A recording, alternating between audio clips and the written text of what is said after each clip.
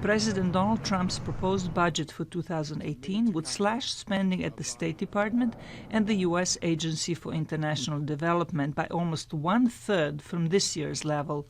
Tillerson said these two agencies have seen a 60% increase in the previous decade, reaching an all-time high of $55.6 billion in 2017. Recognizing that this rate of increase in funding is not sustainable, the fiscal year 2018 budget request seeks to align the core missions of the State Department with historic funding levels. The Trump administration proposes to increase military spending while cutting the aid and diplomacy budgets by 32%.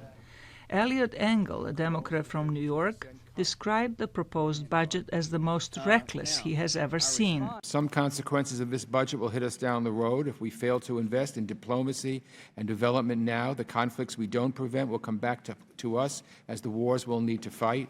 Engel quoted Senator Lindsey Graham, a Republican, who told Tillerson Tuesday that the proposed budget cuts for the State Department could undermine the security of U.S. embassies in dangerous places.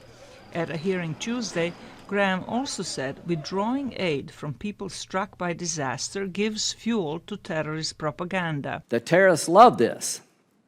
The terrorists hate the idea that America shows up with some food and education.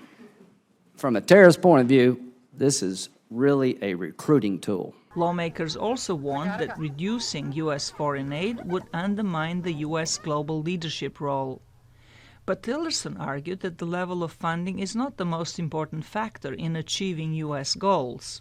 Even with reductions in funding, we will continue to be the leader in international development, global health, democracy and good governance initiatives, and humanitarian efforts. Tillerson said the proposed budget of $37.6 billion for 2018 represents the interests of the American people and requires responsible stewardship of the public's money.